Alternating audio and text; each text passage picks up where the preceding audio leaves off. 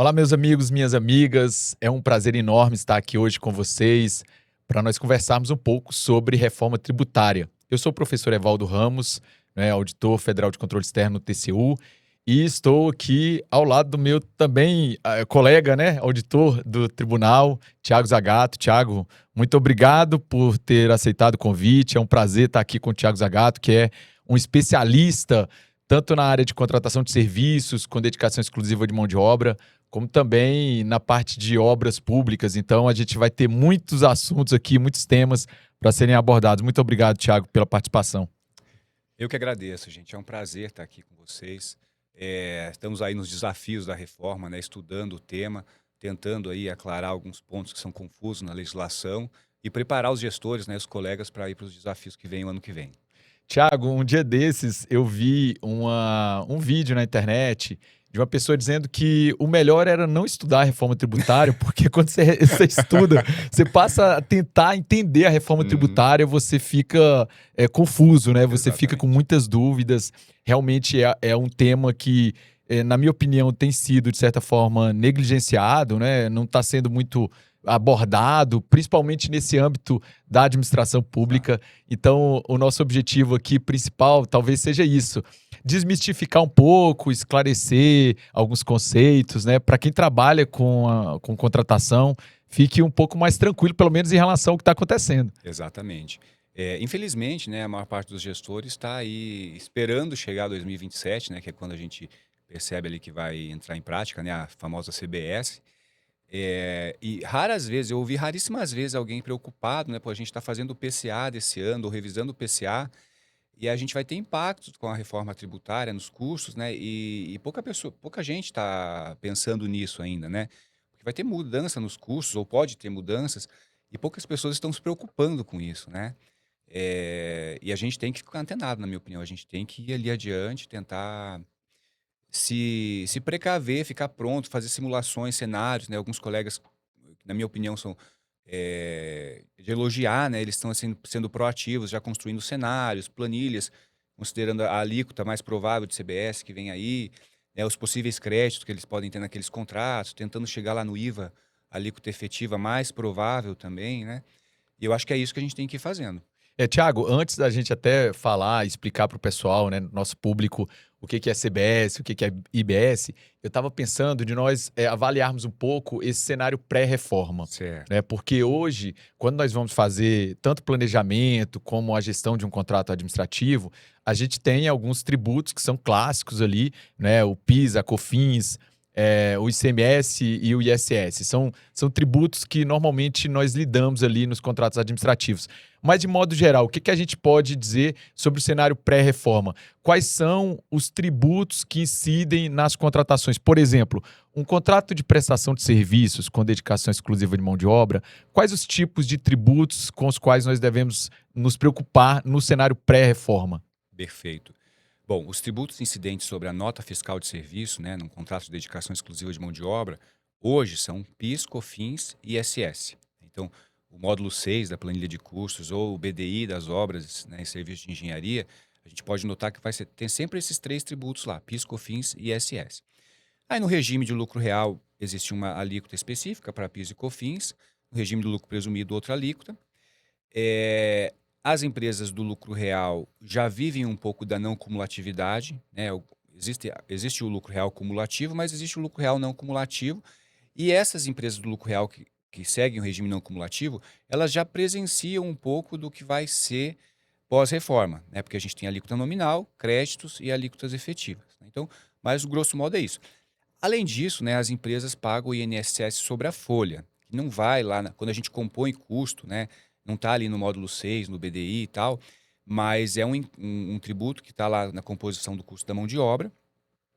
E que eu gosto de mencionar aqui apenas pelo fato de que quando a gente está lá na execução orçamentária, a empresa emitiu uma nota, a gente está falando de retenções, que é diferente de custo tributário, né, a gente está falando sim de retenções, a administração pública normalmente faz lá uma retenção de 11% do valor da nota para meio que compor o custo tributário da empresa com o INSS. Os 11% que se faz de retenção lá em substituição tributária não é o custo efetivo da empresa com o INSS, né? Porque o INSS é 20% da folha. Mas a gente faz a retenção de 11%, seguindo as instruções normativas da Receita. Então, hoje em dia é mais ou menos assim que funciona, né? Tirando aí o regime do Simples Nacional, que tem uma alíquota única.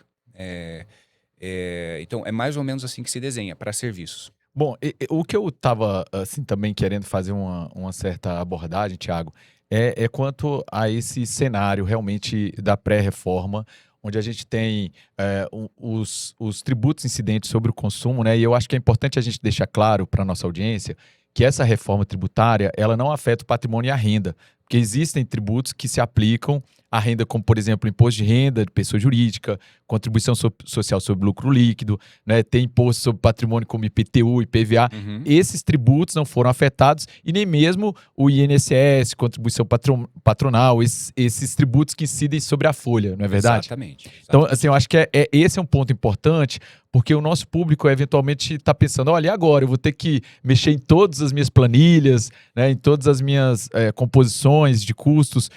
Eu acho que a gente tem que, primeiro, deixar isso claro, de que a reforma é uma reforma sobre o consumo, né, de tributação sobre consumo.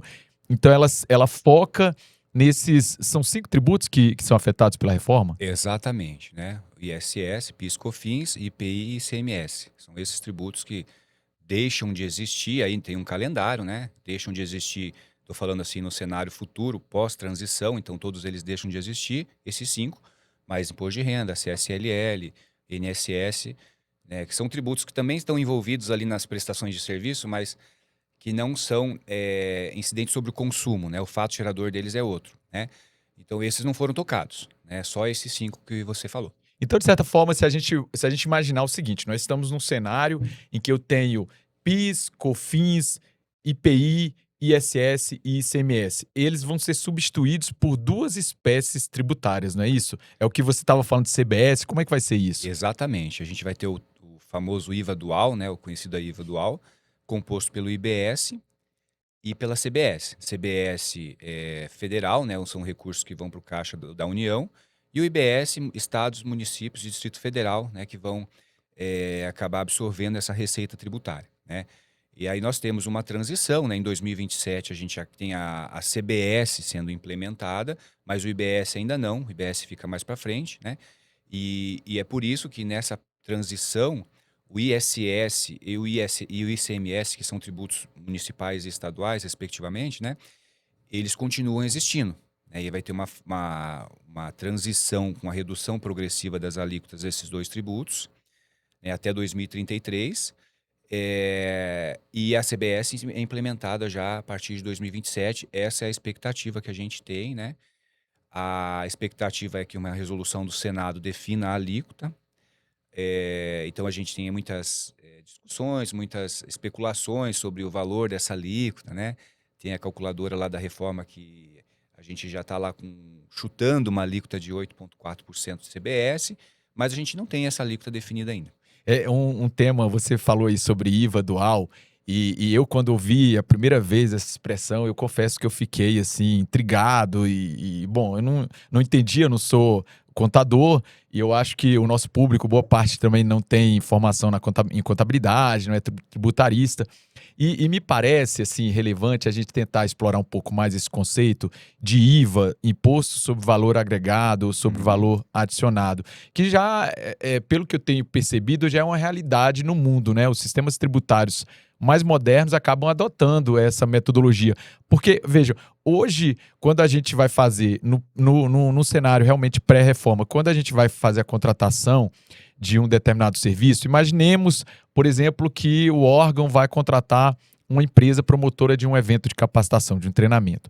Aí essa empresa, por sua vez, vai subcontratar um hotel, vai subcontratar o coffee break. Então, se a empresa for contratada, num exemplo hipotético, se a empresa for contratada pelo órgão público pelo valor de R$100 mil e gastar 30 mil com o hotel e 20 mil com o coffee break, tanto a empresa locadora do espaço, a dona do hotel, que forneceu o espaço por 30 mil, como a que está fornecendo o coffee break por 20 mil, terão que pagar, por exemplo, o ISS, o ICMS e o contratado pela administração, que vai estar ofertando serviço por 100 mil, também vai ter que pagar, vai ter que recolher esse tributo. E aí, esse tributo ele vai sendo recolhido em cascata, não é isso? Ele vai onerando ali o preço do serviço ou o preço do produto.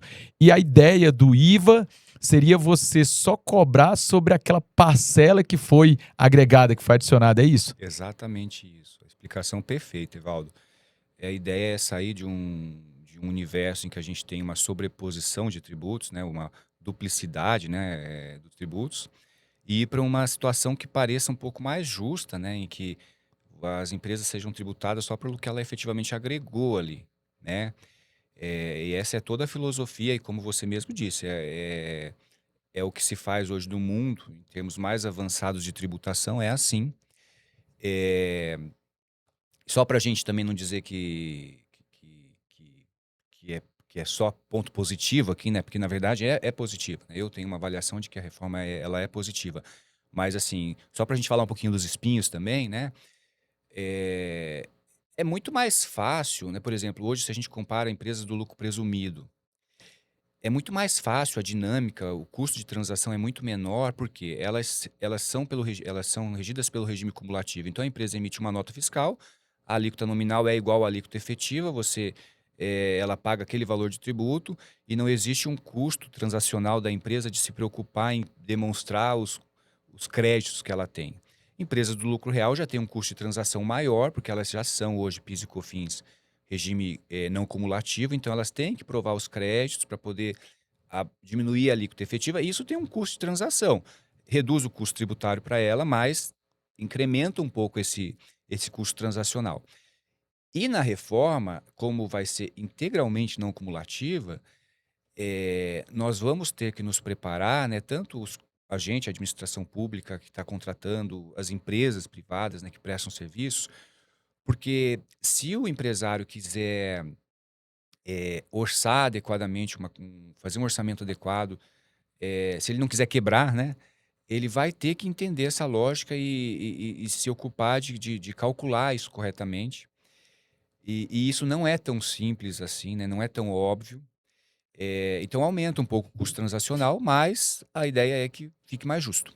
É o que eu tenho visto, Thiago, não sei se você concorda com isso, sobre a reforma, porque são muitos artigos, né? A gente tem ali a Aham. própria emenda constitucional número 132, que em 2023 instituiu, fez alterações lá no sistema tributário, dentro da Constituição Federal, no capítulo destinado ao sistema tributário nacional, prevendo já a substituição dessas 5 espécies tributárias, do IPI, do PIS, da COFINS, do ICMS e do ISS, pelas 2 novas espécies, que são justamente a contribuição social sobre bens e serviços, a CBS e o IBS, que é o Imposto sobre Bens e Serviços.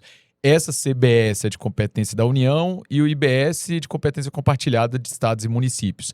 Então, em tese, e é por isso que eu acho que a gente está chegando nesse momento, em tese, teria uma simplificação, porque eu vou estar saindo ali, diminuindo de 5, transformando 5 tributos em apenas 2. Mas aí você está trazendo uma visão que é o seguinte: olha, essas empresas agora, tendo em vista esse modelo de imposto sobre valor agregado, elas vão ter que fazer um controle sobre os gastos, sobre as despesas, para saber quanto que vai ser a alíquota efetiva. Então eu queria entender o seguinte: qual é a diferença entre a alíquota nominal?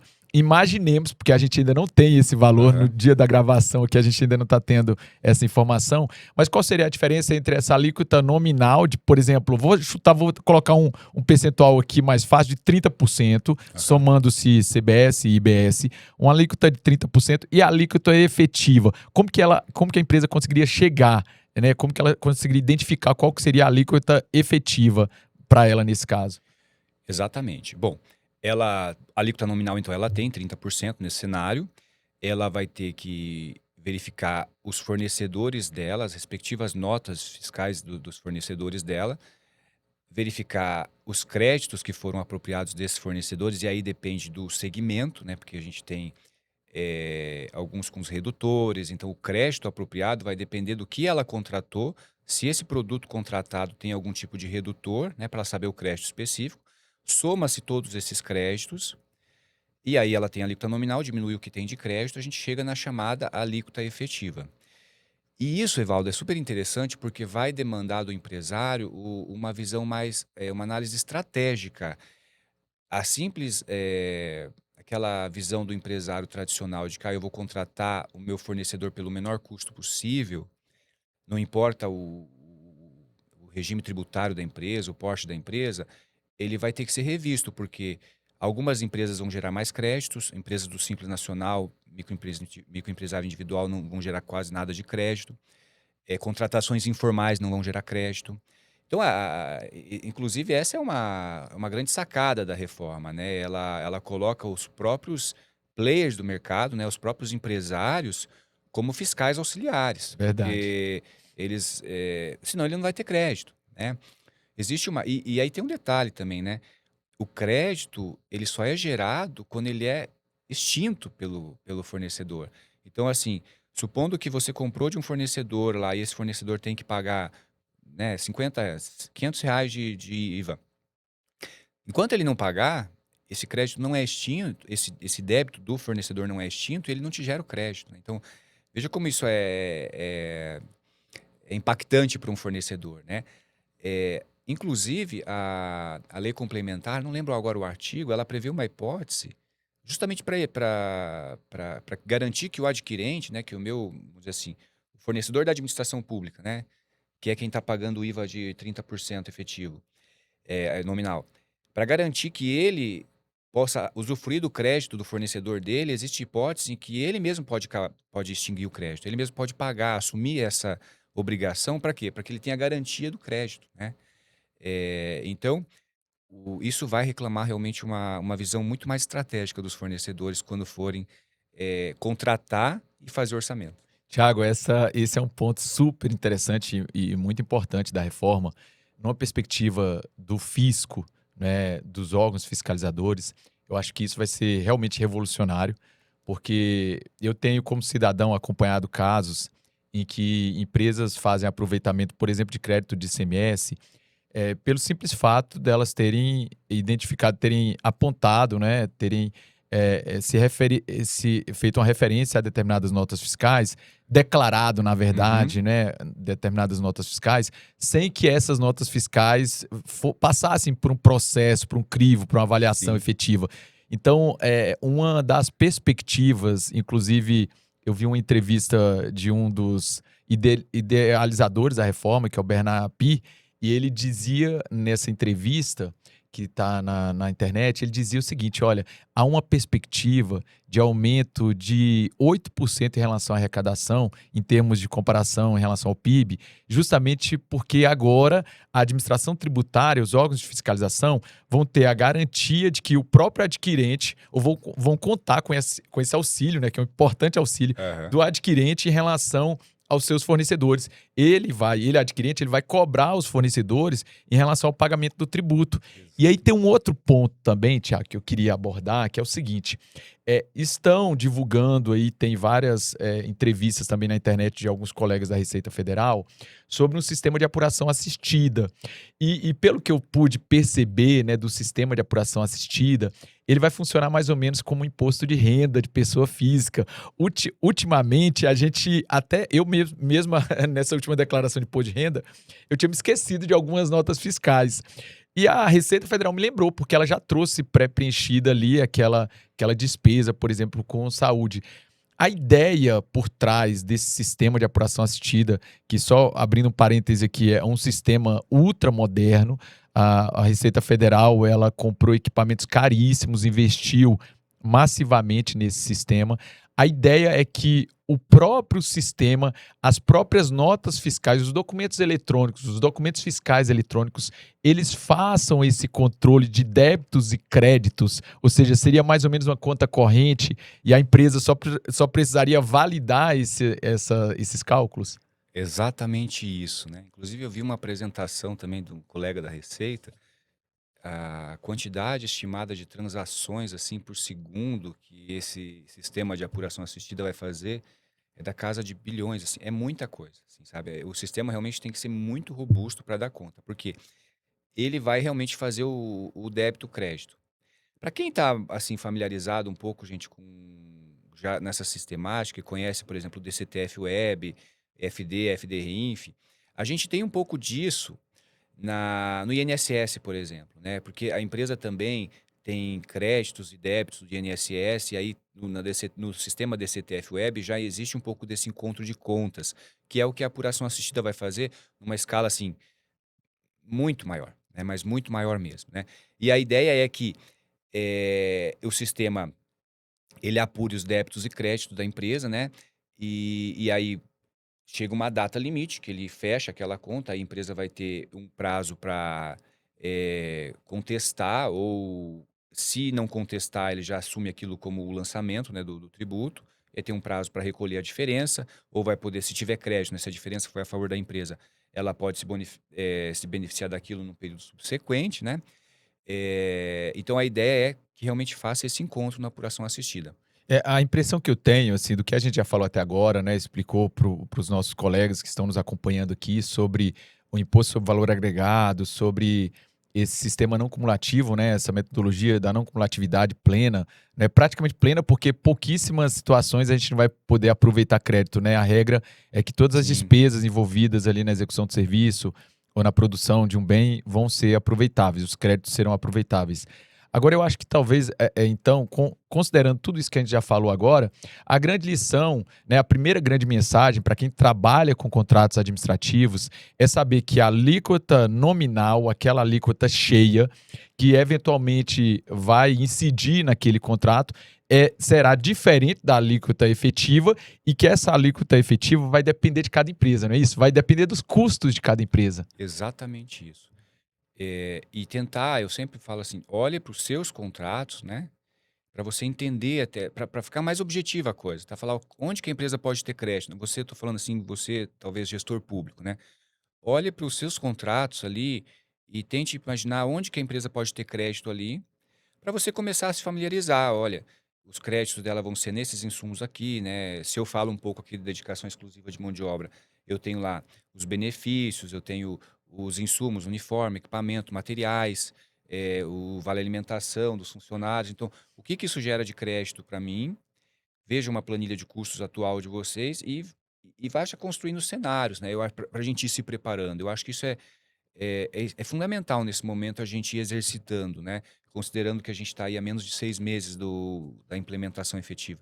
Eu acho que talvez o grande desafio, Thiago, sobre a reforma tributária é que você não precisa saber só entender um pouco sobre reforma tributária. Você, inclusive, começou a nossa conversa aqui hoje falando um pouco sobre os regimes de tributação. E aí, alguém que vai lidar com isso no órgão, e eu concordo totalmente com o que você acabou de dizer. Eu acho que é preciso fazer um plano de enfrentamento desse novo cenário com a reforma tributária, e é um plano de médio e longo prazo, Exatamente. porque é um plano que ele vai ter uma determinada metodologia, né, uma estratégia de atuação em 2027, 2028, depois outra em 2029 até 2032. Aliás, até 2033, que é quando a gente passa por esse regime de transição, né? Agora, só para tentar também explicar um pouco para o nosso público como que funcionam esses regimes de tributação, hoje nós temos basicamente três regimes de tributação, seria isso? Quando a gente vai fazer, por exemplo, um planejamento, né? Eu preciso contratar um serviço de limpeza, um serviço de vigilância, de apoio administrativo. E para a elaboração da planilha de custos e formação de preços, eu vou ter um módulo específico que vai tratar da tributação, dos custos indiretos ali, do lucro da empresa. Nessa parcela que eu reservo ali dentro da planilha, é uma previsão relativa aos tributos. Como que eu lido? Quais são os regimes tributários que eu poderia considerar, por exemplo, nesse cenário atual? Bacana. Bom, no cenário atual, a gente, bom, tem os três regimes, né? O lucro real, o presumido e o simples nacional. Quando a gente faz uma planilha estimativa, a gente nunca, pelo menos como regra, a gente não imagina, não desenha uma planilha estimativa pensando no regime do simples nacional, porque para esse tipo de serviço, terceirização de mão de obra, a empresa do Simples Nacional seria uma exceção lá só para limpeza ou vigilância. Então, assim, a gente não descarta esse. A empresa do Simples poderia participar, a gente analisaria, mas, no princípio, não. A gente tem aí a opção, considerar lucro real ou lucro presumido. E aí, eu sempre discuto isso em cursos com os colegas, né? Porque assim, sempre tem colegas que falam, eu uso o lucro real, porque normalmente as alíquotas nominais são maiores, todas as empresas poderiam caber ali, né? E outros dizem, não, lucro presumido. E eu sempre recomendo o seguinte, gente, na minha opinião, quando você está fazendo orçamento, olha para os seus contratos do passado e percebam o regime tributário da maioria das empresas. Se a maioria é do lucro presumido, eu não preciso fazer uma planilha orçamentária considerando o lucro real só porque uma ou outra empresa pode ser. Se a empresa que for participar da licitação for do lucro real, ela vai colocar o regime dela e a gente não vai proibir isso de maneira nenhuma. Mas para fins estimativos, a gente sempre considera o que é o cenário mais provável. E no mundo das terceirizações, né, na realidade que a gente observa no tribunal, é que é lucro presumido para dedicação exclusiva de mão de obra. E quais são os tributos nesse regime? ISS, porque ISS é municipal, né, independentemente do regime, entraria o ISS mesmo. PIS e COFINS. Né, são esses 3 tributos que a gente coloca hoje. No lucro presumido, eles seguem o regime cumulativo. Então, a gente coloca lá 3% de COFINS, 0,65% de PIS, o ISS depende da alíquota municipal, e são esses tributos que vão na planilha. Quando a empresa participa da licitação, está no módulo 6 da planilha, né, gente, no contrato de terceirização, que a gente Perfeito. chama de CITL. No universo das obras, né, só para fazer um bate-bola, a gente. Isso é curioso. Quando eu comecei a trabalhar com terceirização, eu já tinha trabalhado com obras antes. E no mundo das obras, a gente fala em BDI. A gente tem um módulo específico chamado BDI, que é assim, um pouco diferente do que a gente tem no módulo 6 da terceirização, mas na essência eles têm o mesmo objetivo. Eu digo que é a mesma coisa construído. Parece que a cultura das obras levou para esse caminho e a cultura da terceirização levou para um outro caminho, mas essencialmente é a mesma coisa. E seria, no caso aqui, seria a mesma coisa. A gente teria os mesmos tributos também, tanto faz obra ou contratos demo. A diferença é que nas obras a gente tem uma preponderância daí das empresas do lucro real, pela faixa dos faturamentos, né, e tal. E aí a gente consideraria alíquotas de PIS e COFINS do lucro real. Ah, perfeito. Então, só para o pessoal que ainda não tem nenhuma familiaridade com relação a regimes tributários, quando a gente fala sobre regime do Simples Nacional, por exemplo, existe uma condição, que é a condição geral, que é o limite de faturamento. Para uma empresa ser optante, ela vai optar, vai poder optar por recolher os seus tributos com base no regime do Simples Nacional, um regime unificado, onde a empresa ela apura o faturamento dela nos últimos 12 meses, e aí existe uma tabela, né, na própria Lei Complementar 123, que é o Estatuto Nacional da Micro e Pequena Empresa, onde ela vai verificar em qual faixa de faturamento ela se enquadra e recolhe vários tributos dentro de uma única alíquota. Isso, em tese, tende a reduzir o custo tributário da empresa, né? Então, é por isso que boa parte, né, a gente tem, eu acho que mais ou menos 80% das empresas brasileiras que são optantes do Simples Nacional. É um regime que, em tese, ele reduz a burocracia, né, as obrigações acessórias e também tende a reduzir a carga tributária dessas empresas. Mas são empresas que têm algumas limitações, por exemplo, o faturamento. Por isso que você até falou que no caso das empresas, das empreiteiras que participam de licitações de obras, boa parte delas não são empresas do Simples, justamente por conta do faturamento. O que eu percebo, atuando assim lá no tribunal, conduzindo licitações, agora acompanhando alguns contratos, Thiago, é que, de fato, a gente tem lá nessa planilha, quando a gente considera a planilha de custo e formação de preços de serviços terceirizados, e chega no módulo 6, que trata dos custos indiretos, do lucro, da tributação, especificamente em relação à tributação, tanto para a empresa que é do lucro real, no regime não cumulativo, como as empresas que são do lucro presumido, que é do regime cumulativo. E aí eu vou pegar do lucro presumido como exemplo, né? A gente pode ter ali, por exemplo, 5% de ISS, 3% de COFINS e 0,65% de PIS. O que me intriga, e eu queria que você tentasse esclarecer um pouco para o pessoal, como que é feito o cálculo dessa tributação, porque é um cálculo por dentro. E uma das mudanças trazidas pela reforma tributária é calcular o tributo sempre por fora. Ou seja, se eu tenho se eu tenho com a reforma, já considerando as regras da reforma tributária, um custo do serviço de 100 e uma tributação de 8,65, o valor total daquele serviço vai ser 108,65. Ou seja, eu só vou vou aplicar 8,65 sobre a minha base, que é 100, sobre o meu custo, né? Mas esse é um cálculo por fora. Como que seria esse cálculo por dentro, que realmente eu acho muito confuso? Sim. Evaldo, quando eu dou cursos de planilha, eu acho que é um dos pontos ali que A galera tem mais dificuldade, assim, né? Normalmente os colegas que têm formação em contabilidade, eles já sacam isso, porque eles estudam isso na faculdade, né? Então, assim, para eles já não é novidade. Mas quem não é da contabilidade, assim, tem uma dificuldade imensa.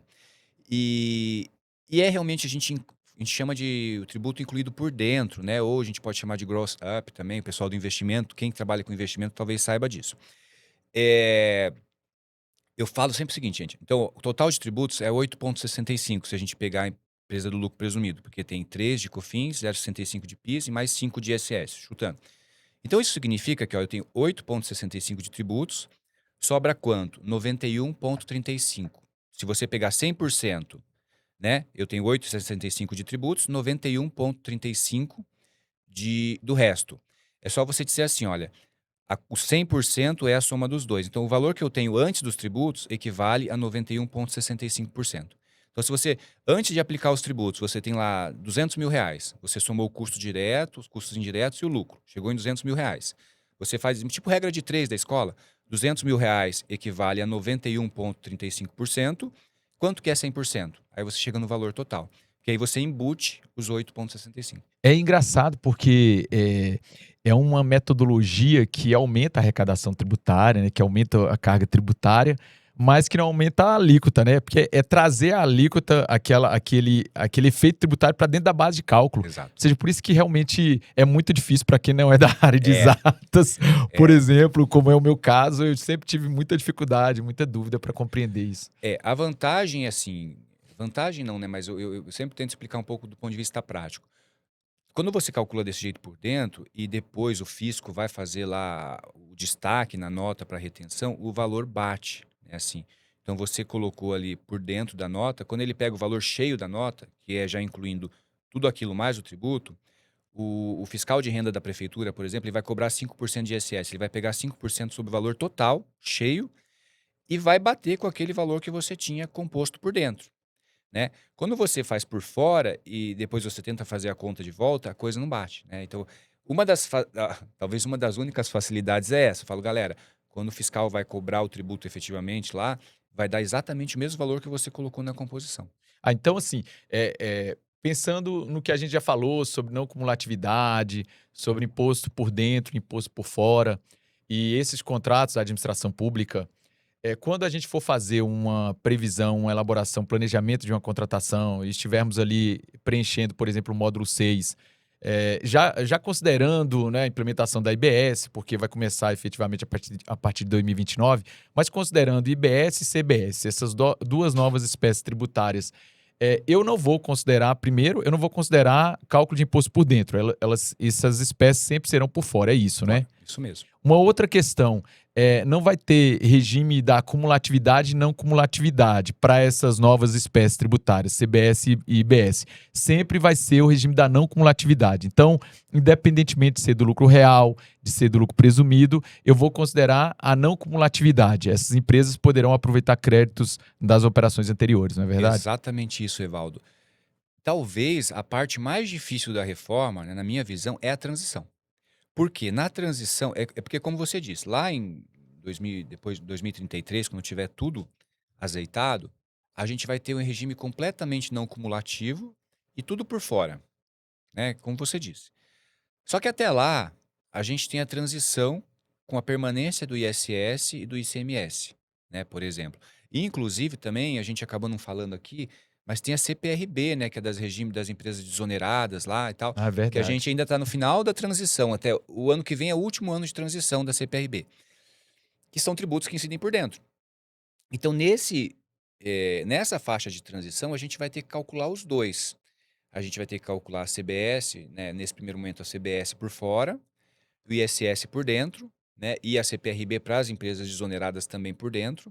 Então, isso é que gera um pouco mais de confusão, né? Então, a gente precisa se preparar, né? De fazer de uma forma bem analítica para não errar.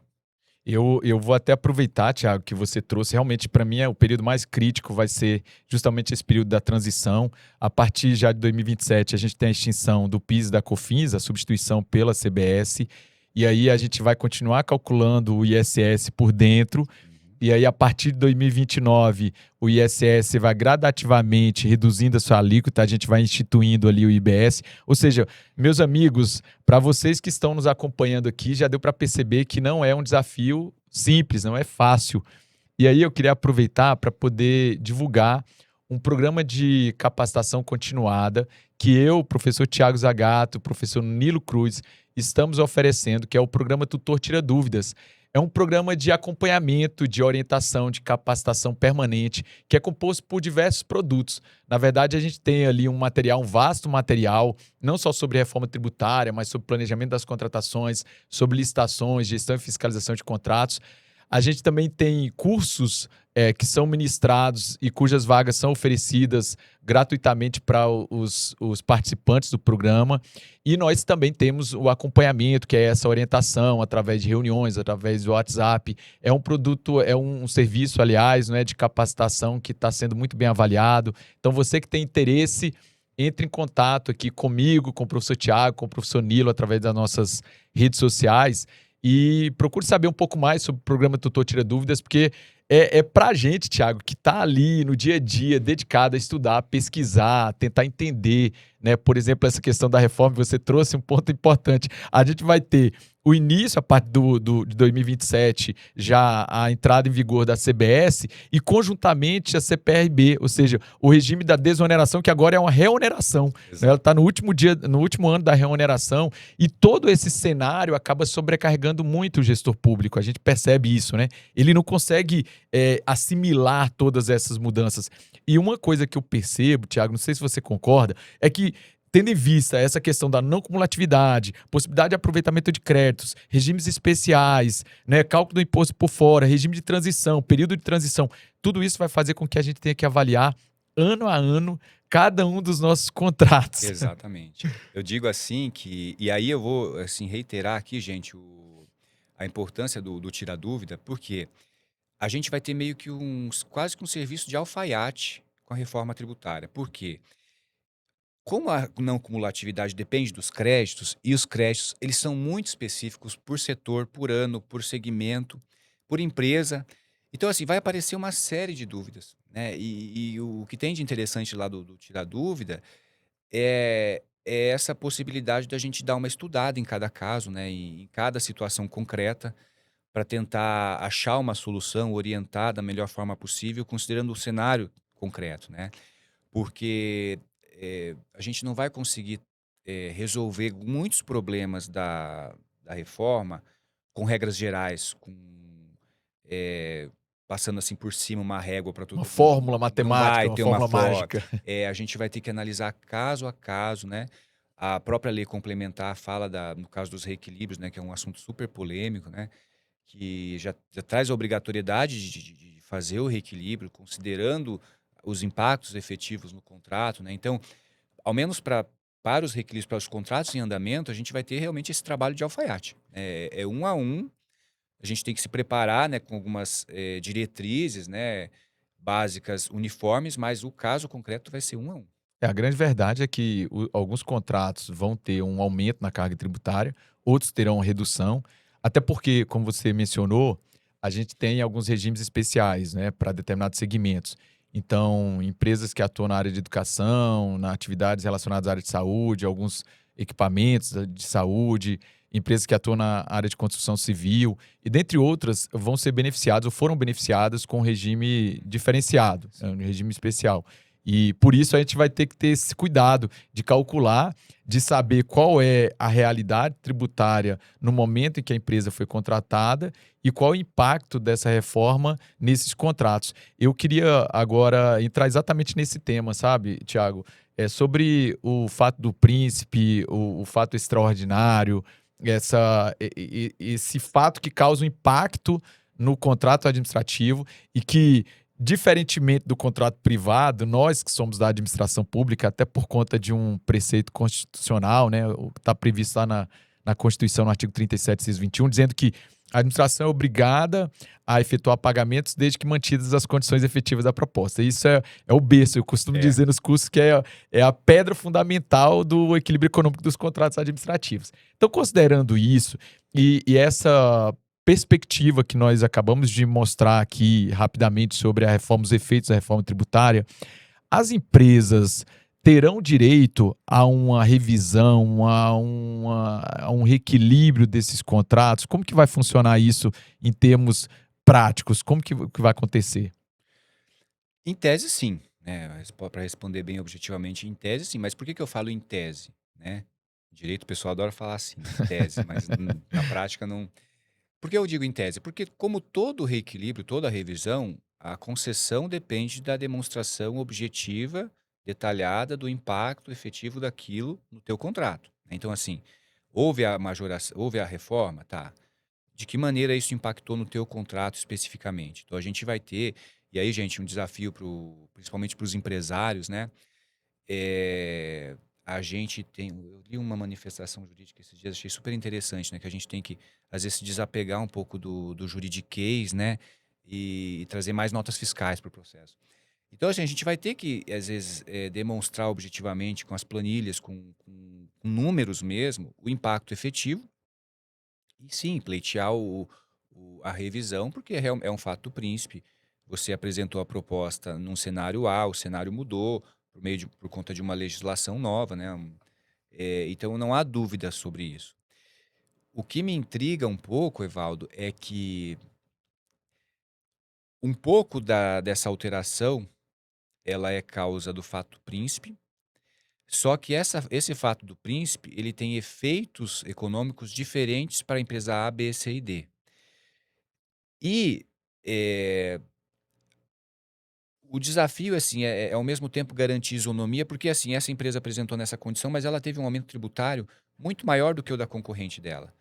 Porque ela tinha apresentado uma alíquota inicial lucro presumido, então era menor aqui, mudou para a reforma tributária, aumentou muito. A outra concorrente dela era lucro real, apresentou proposta, perdeu a licitação, mas ela já tinha uma alíquota maior. O impacto para essa do lucro real seria muito menor. Então, o aumento para a administração seria menor se tivesse contratado a outra empresa, né?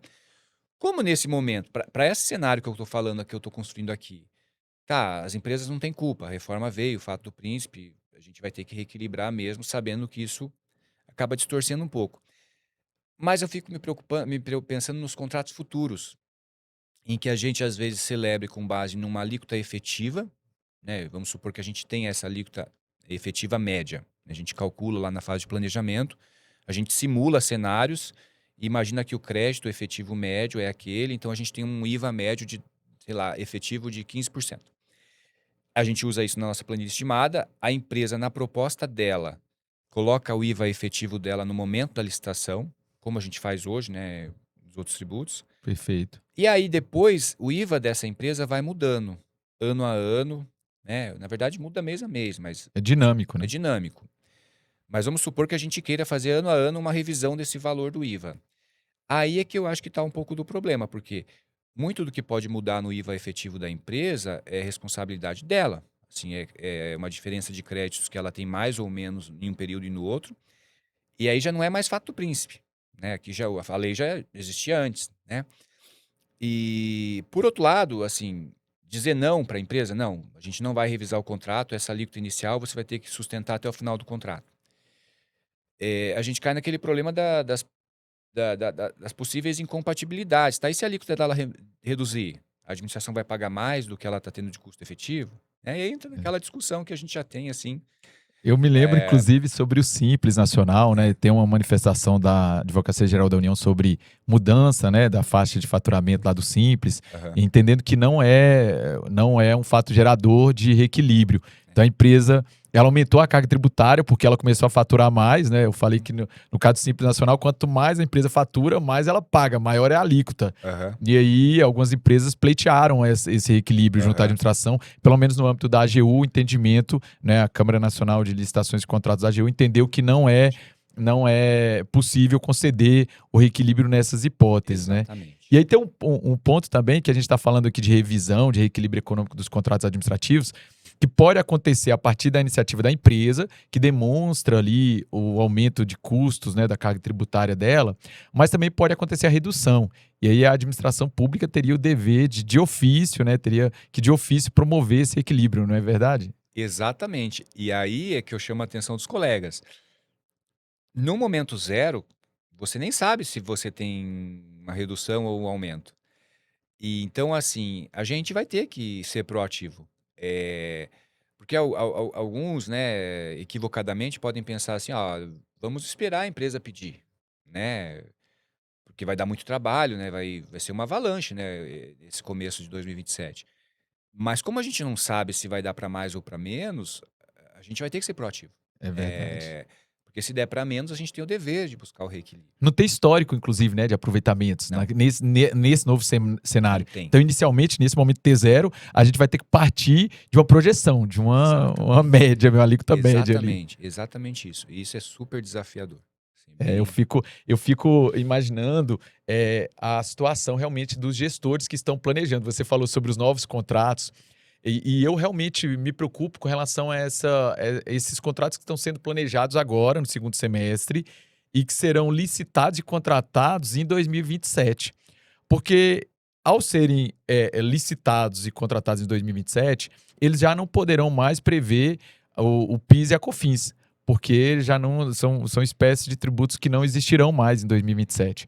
Então a gente vai ter que substituí-los pela CBS, mas nós não não sabemos qual sabemos. é a alíquota média. Na verdade, para o nosso público, para os nossos colegas, Thiago, a gente acabou nem falando isso, porque hoje a gente, e eu acho importante deixar isso claro, a gente não sabe qual é a alíquota. Não A sabe. alíquota de referência para a CBS, que já começa no próximo ano, a gente ainda não tem, né? E eu tô até preocupado porque pelo que eu pude notar, salvo engano, na Lei Complementar 214, porque, veja, a Emenda Constitucional 132, ela instituiu a reforma no âmbito da Constituição, né, no patamar ali da Constituição. E aí a Lei Complementar 214, que foi modificada depois pela LC 227, ela trouxe alguns detalhamentos sobre a CBS, sobre o IBS. E aí, na sequência, a gente teve os regulamentos, né, o decreto 12955 do governo Isso, federal decreto. e a resolução número 6 do Conselho Gestor do IBS. É um Conselho Gestor porque tem ali uma composição, né, formada por representantes de estados e de municípios. Né? Mas o que me intriga, na verdade, Thiago, assim, é o desconhecimento até o momento sobre a alíquota da CBS. E aí essa alíquota, ela vai ser definida pelo Senado, submetida a uma aprovação, a um referendo do Tribunal de Contas da União, e aí que a gente vai realmente saber. É isso, né? Exatamente. E o calendário tá curtíssimo. O pessoal brinca, assim, né, nos cursos e tal, que vão prorrogar, né? Mas porque realmente a gente já era para ter essa alíquota. E esses tempos eu tive conversando com um amigo que é da Secretaria de Fazenda de um estado, né, que está integrando aí o comitê, e me disseram que a crise em relação à do IBS vai ser exponencializada, muito maior ainda, porque existe uma discussão em estados, municípios, a definição dessa alíquota, né, que não vai entrar agora, né, ainda tem mais tempo para ser, mas assim, a dificuldade lá é muito maior, né, assim, então assim, é um pouco assim angustiante a gente estar aqui já nesse momento e não ter a alíquota da CBS definida. Assim como assim, também para dar um horizonte prático, né, para os nossos amigos gestores, é o que a gente já faz muitas vezes em outros aspectos nas licitações, quando a gente tem que fazer um orçamento e existe uma variável que a gente não tem ainda, não saiu, a gente adota um cenário, pode ser o cenário atual, manda todas as empresas fornecerem propostas considerando esse cenário atual, e depois você faz um reequilíbrio, você faz um aditivo no contrato para adequar à realidade. E aí, na minha opinião, é talvez o que a gente vai ter que fazer agora. A gente vai ter que fazer licitações considerando o regime tributário atual, né? E para depois trocar pela CBS, ou fazer zerado, né? Se a licitação for acontecer em janeiro de 27. Né? O problema de fazer zerado é você não ter saldo de empenho depois para poder incluir o tributo atual. Mas eu faria considerando a tributação atual. Essa sua sugestão, ela me fez lembrar daqueles casos em que a gente vai fazer uma licitação de terceirização, contratação de terceirização, no final do exercício, no final do ano, e a data base da categoria profissional é em janeiro. Então você fica naquela, olha, você considera no seu orçamento, e eu até brinco sempre na sala de aula, eu falo com os alunos, olha, cuidado quando vocês forem fazer uma licitação de terceirização no final do ano, porque normalmente a data base é em janeiro, fevereiro. E aí você corre um risco enorme de ter essa mudança ali na convenção coletiva do piso salarial daquela categoria econômica, daquela categoria profissional, aliás. E aí, quando as empresas vão participar da licitação, já tem uma nova convenção. Então tem que deixar muito claro, e eu acho que é mais ou menos nessa linha, né? Olha, todas devem levar em consideração esse cenário, né? Esse custo, para até a gente poder observar ali, aplicar o princípio da isonomia, para não ter problemas de alguma empresa utilizar já um novo cenário e outras continuarem com o cenário antigo. Exatamente isso, Evaldo. Eu acho que o mais correto aí. E aí, gente, até pensando nessa questão do reequilíbrio, né? Só aqui estou elucubrando. A gente, como o Evaldo disse, a gente tem que nivelar. Se está fazendo a licitação agora, sabe que tem alguma coisa que vai mudar, você coloca a condição que é hoje e manda todas as empresas apresentarem as propostas nessa condição, e aí depois você faz o reequilíbrio, né? Você trava aquilo. O que acontece? Como vai mudar o ano que vem e o impacto dessa mudança pode ser maior ou menor, a depender do regime tributário da empresa de hoje, no nosso caso concreto, uma empresa que hoje está num regime tributário mais barato ganharia a licitação, mas esse regime vai mudar o ano que vem, então acaba que a gente vai, a gente vai nivelar para ela depois, né? É um pouco complicado isso.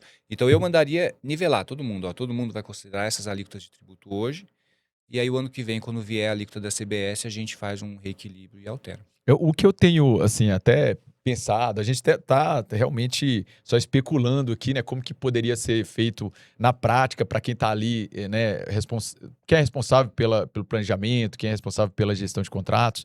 Eu acho que a primeira coisa é fazer um levantamento de todos os contratos que o órgão possui e dos contratos que serão provavelmente firmados e até o final do ano. Ou até o primeiro semestre de 2027.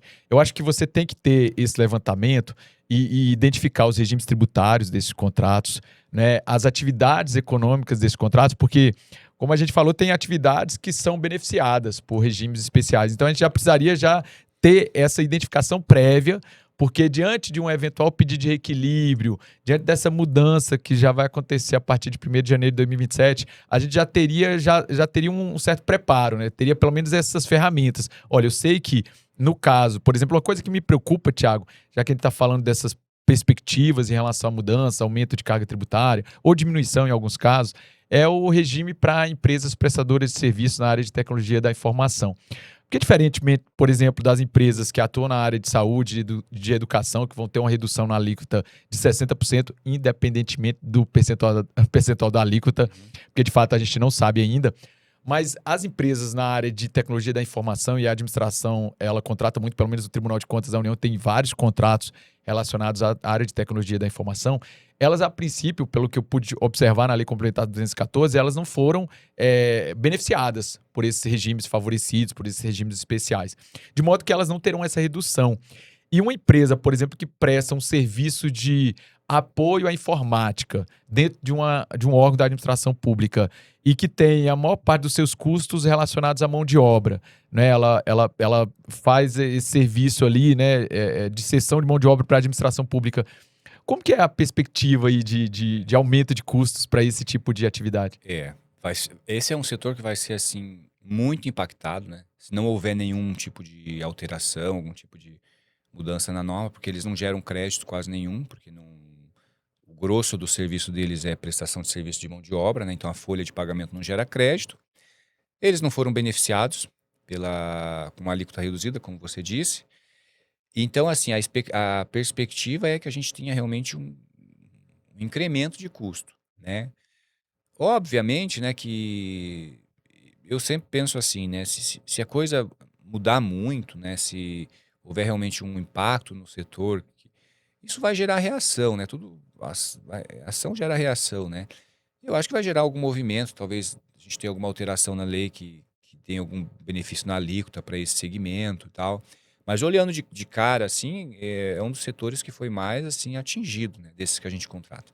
O que eu venho também comentando sempre quando a gente conversa sobre reforma tributária é que a impressão que eu tenho na transformação do ISS e do ICMS no IBS, essa convergência, né, essa conversão desses dois tributos, ou seja, empresas que recolhiam o ICMS, ali 18%, 20%, vão passar a recolher o IBS, empresas que recolhiam o ISS, as prestadoras de serviço, que recolhiam ISS entre 2% e 5%, vão passar também a recolher o IBS na mesma alíquota, né, desconsiderando esses regimes especiais. Então a gente tem aí uma perspectiva, uma tendência de que as empresas prestadoras de serviços têm um aumento na carga tributária, não é verdade? Serão mais impactadas. Porque isso essa diferença, e aí alguns colegas tributaristas até comentam que as empresas fornecedoras de bens, né, que comercializam bens, sempre reclamaram dessa diferenciação entre elas e as prestadoras de serviço, porque as empresas prestadoras de serviço sempre tiveram essa limitação, né, um percentual de 5%, ISS né? muito menor do que o ICMS. Exatamente isso. E ainda, né, no caso do ISS, elas poderiam abater uma parte ali da base de cálculo, né? Que é o que acontece, por exemplo, nas obras, né? Realmente, para serviços, houve um impacto maior, porque a diferença do ISS para o IVA ela é bem relevante. E aí vai depender muito do que se tem de crédito, né? Voltamos à história do crédito, né? As empresas elas vão ter mais ou menos impacto dependendo do tanto que ela vai conseguir gerar de crédito. Isso, inclusive, né? A gente estava conversando há pouco, é uma das possíveis mudanças, né? A gente ainda tudo vai depender muito de como a coisa vai se acomodando. Mas isso é uma das coisas que vai mudar um pouco a dinâmica nas obras, na construção civil, né? Então, a gente vai ter, como as notas fiscais de empresas fornecedoras regulares, né? Usando o termo aí da reforma, geram crédito, vai haver uma tendência a comprar mais pré-fabricados, subcontratar empresas mais especializadas nesse ou naquele serviço, do que você ter empregados no canteiro fazendo, né? Então, usando o exemplo assim, concreto armado, né? Eu posso fazer na obra com os meus funcionários, uma betoneira e tal, eu posso comprar o concreto usinado, né? Eu posso ter uma empreiteira, né, que faz ali a parte de estrutura, que gera uma nota fiscal, mas eu posso também comprar a estrutura pré-moldada num nível de industrialização muito maior, né? E aí um produto mais caro, que me gera mais crédito. Então, assim, os empresários vão fazer essa análise, então a gente tem uma expectativa de que vai ter uma industrialização maior dos canteiros de obra. Essa é uma perspectiva que eu acho super importante, que vai além dessa questão de alíquota, né, da contabilidade tradicional, que é só fazer aquele controle ali dos créditos e débitos. Isso entra também numa questão relacionada a modelo de organização da atividade econômica, nas decisões, nas estratégias ali, né, na estruturação de como vai ser feito. É melhor eu já contratar uma estrutura pré-fabricada ou eu tenho que produzir dentro do canteiro? Como que vai? E isso é difícil da gente até prever como que vai ser isso, qual vai ser o efeito dessa mudança, né? Exatamente.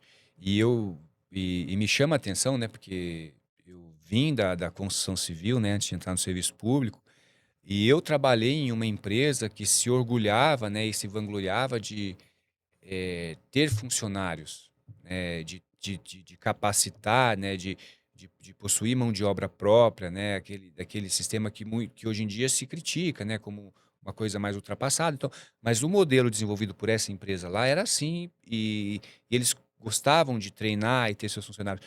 Então, talvez essa empresa, nesse momento da reforma, vai ter que rever esse modelo de produção dela, porque ela vai perder muito dinheiro, né, porque não vai ter créditos, e aí talvez isso mude a decisão lá do empresário, e passe a subcontratar e industrializar mais o canteiro. É o que na lei está previsto como o princípio da neutralidade, não é verdade? Ele não vai influenciar, né? Hoje em dia, e aí já fica, né, uma deixa para o nosso próximo episódio, onde a gente deve falar um pouco sobre guerra fiscal, sobre essas diferenças de alíquotas. A gente falou aqui, inclusive, que no nosso exemplo o ISS seria de 5%, mas pode ser de 2% a 5%. Então, isso vai variar de acordo com o município, né? O custo ali do ICMS vai variar também. Depois a gente vai conversar um pouco mais sobre isso. Mas, meu amigo, a gente está já caminhando aqui para o encerramento, né? A nossa primeira conversa. Nós teremos um novo episódio com o professor Nilo. E aí eu queria te deixar à vontade para você falar aí sobre, principalmente para os gestores públicos, sobre a reforma de modo geral, o que, que eles devem fazer, falar um pouquinho também sobre esse nosso serviço que a gente está oferecendo lá no Tutor Tira Dúvidas, né? Um pouquinho mais para quem tiver interesse, né? A gente está realmente muito empolgado com isso, porque os desafios são enormes, né? Eu acho que a reforma tributária ela representa a maior mudança nos últimos 30, 40 Com anos aí, quando a certeza. gente pensa nas contratações públicas, porque, por exemplo, nós tivemos a desoneração e agora estamos tendo a reoneração, nós tivemos o PES, que é aquele programa de recuperação das empresas que foram afetadas durante a pandemia, mas eram contratos que representavam Quase. 2, 3, 4% das nossas contratações. E a reforma tributária, de certa forma, ela afeta todos os contratos, e isso realmente é desafiador, né? Então, fique à vontade aí para as considerações finais. Beleza, meus amigos. Bom, eu gostaria de, nessas considerações finais, e também ressaltando a importância, gente, do tirar dúvida nesse momento, mas linkando com uma coisa que a gente não falou aqui, Evaldo, mas que para mim é uma das coisas mais urgentes agora. A execução financeira orçamentária dos contratos que virando 2027, a galera do financeiro vai chegar uma nota fiscal e eles vão ter que se posicionar, pagar essa nota. Então, enquanto um reequilíbrio a gente pode analisar mais com calma, né? O financeiro está ali, ele tem que pagar a nota, tem um prazo para pagar, tem que continuar fazendo retenções de tributos que não tiveram alteração, ver como é que vai ficar o split payment, se vai funcionar, se não vai, né, se vai ter um sistema, se o banco vai fazer o sistema do recolhimento da CBS. E aí, só um parênteses, a gente vai falar sobre split payment, né? Explicar exatamente o que é split payment, porque o tempo não nos Aham. permitiu aqui mostrar exatamente como é que funciona, mas basicamente vai ser uma divisão mesmo, né? Na tradução Ótimo, literal, né? A ótimo. divisão entre o valor que está sendo pago pela administração, uma parte vai ser a título de tributos e outra vai para a empresa prestadora de serviço, ou fornecedora dos bens. Exatamente. E dividindo os tributos entre si ainda, né? Que não temos IBS ainda, mas teremos no futuro e aí vai dividir, né?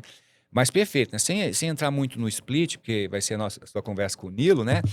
Mas eu queria chamar a atenção para quem está na execução financeira orçamentária, para essa necessidade, gente, de vocês irem atrás do tirar dúvidas, de capacitação, de buscar orientações, porque para vocês a coisa acontece ali em janeiro, né? Os reequilíbrios a gente consegue analisar com mais calma, a gente consegue. O tempo da urgência é outro, né? As contratações novas a gente também, como a gente falou aqui, né? A gente considera um cenário, a gente depois pode fazer um reequilíbrio e tal. Mas a execução financeira mensal do contrato, né? A nota fiscal ali é preto no branco e a gente tem que se posicionar naquele momento, né? Então, eu sugiro, né, recomendo vocês que busquem, né, informações sobre isso, e aí a gente fica aqui à disposição com o Tirar Dúvidas, para ajudar no que for possível, vai ser uma satisfação. E é isso, gente. Estamos juntos aí para acompanhar os desafios, para estudar, para aprender, né, sobre a reforma. Como o Evaldo disse, desde que eu entrei na administração pública, eu nunca vi uma mudança tão relevante como essa. Ô, bacana, Thiago. Realmente essa questão financeira aí das retenções, né, do split payment, que a gente ainda não sabe se vai ser aplicável a partir do dia 1º de janeiro, provavelmente não, porque o prazo está muito em cima. Mas, enfim, a gente vai falar depois um pouco mais sobre essa questão. É super importante, porque não dá para adiar, né? Tem que fazer o Não. pagamento e aí você tem que saber se vai ou não fazer o recolhimento. Acho que a própria Receita Federal tem sido silenciosa, né, em relação a isso, porque já deveria ter emitido algum tipo de instrução normativa, orientação, principalmente para os Exato, órgãos públicos, que são exato. obrigados, né, os tomadores É, de serviço são obrigados a fazer as retenções. eu tenho ouvido muita chiadeira, assim, de colegas, né, com esse certo Essa silêncio, demora, né, uma orientação objetiva sobre o que eu vou fazer com a nota fiscal que chegar, né, no mês de janeiro, ali, dos serviços prestados em janeiro, né? Beleza, meu amigo. Olha, queria te Ok. agradecer. Foi uma conversa muito prazerosa, passou muito rápido. A nossa ideia é justamente trazer informação, que é um dos ativos mais preciosos hoje em dia, né? Informação para quem está atuando aí na administração. Eu sempre costumo dizer que os colegas que atuam nas contratações públicas são guerreiros, né? Diariamente enfrentam batalhas, não só relacionadas à reforma tributária, como a gente está tratando aqui, mas sobre diversos outros problemas relacionados às contratações públicas. Então, esse é mais um problema e é um problema muito grande, né? Que revolucionará aí a dinâmica das contratações. Então, muito obrigado a você que nos assistiu, né? Fique à vontade aí para fazer os seus comentários. Como o Thiago falou, a gente está à disposição de vocês lá no Tira Dúvidas. Eu, Thiago e Nilo, né? Eu sou um coadjuvante, né? O Thiago e o Nilo são os grandes especialistas e contar com o apoio ali diário, né, de especialistas para poder orientá-los em relação ao que fazer durante esse processo crítico de implementação da reforma tributária vai deixar a sua vida profissional muito mais tranquila, né? Vai fazer com que você tome decisões muito mais seguras. Meus amigos, foi um prazer. Até a próxima. Valeu, um abraço.